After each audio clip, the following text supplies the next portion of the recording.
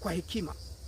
Sasa kama walikuwa na level sawa katika kumjua Mungu kupitia maarifa na elimu na katika ujuzi na namna yote ile ambao walimtafuta Mungu, uwe na uhakika chochote kile kilichokuwa kinakuja mezani kikiwaleta wao na kuwataka wanie mamoja, kisingeweza kuwasumbua. Kwa sababu gani? Wana msingi ambao unawapa kunia mamoja.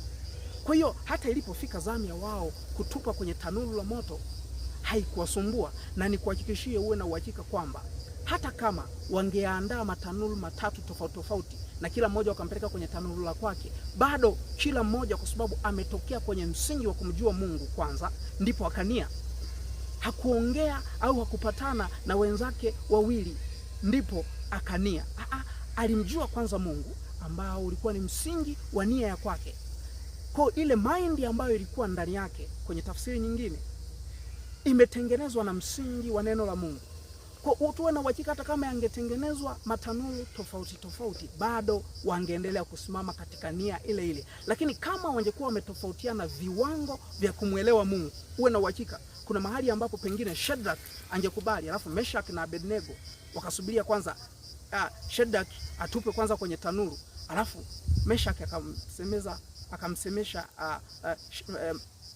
Abednego kwamba bwana, unamuona ndugu Shadrach ameshatupa kwenye tanuru.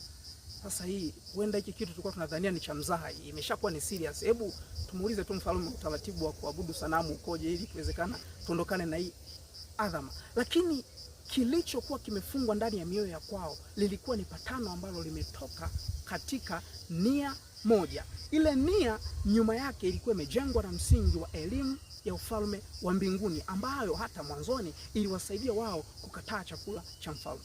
Kwa hiyo moja ya kitu ambacho Mungu huwa anakiinua kwa mtu yeyote yule aliyebeba maono ni kumuinulia rafiki, lakini ni rafiki ambaye ana level sawa na wewe. Ndio maana kuna nyakati ukiongeza kiwango chako cha maarifa katika kumjua Mungu, kuna namna ambavyo Mungu pia anakukutanisha na watu wa aina ya maarifa hiyo ili uweze kuvuka, kwa sababu maono nayo yana sifa ya kukua. Kwa kama maono yana sifa ya kukua, uwe na uhakika kama umekuwa kwa jinsi alone. Maana Paulo anasema, nilipokuwa mtoto niliwaza na kufikiri na kutembea kama mtoto, lakini sasa nimekuwa na yabadilisha yote ya utotoni. Uwe na uhakika kuna namna hata maono yake yalikuwa yanakuwa tofauti na vile alivyokuwa enzi zile kama Sauli. Kwa kama alikuwa anakuwa, kuna namna ambavyo Mungu alikuwa anamkutanisha na watu waliokuwa wanakuwa pamoja na kukua kwake. Kwa uwe na uhakika Mungu anakuinulia aina ya watu kulingana na kiwango cha maarifa ulichonacho cha kumtafuta. Kwa hiyo kama kuna eneo ambalo shetani huwa anashambulia kwa mtu yeyote yule ambaye anataka kukua katika maono, huwa ni kumpumbaza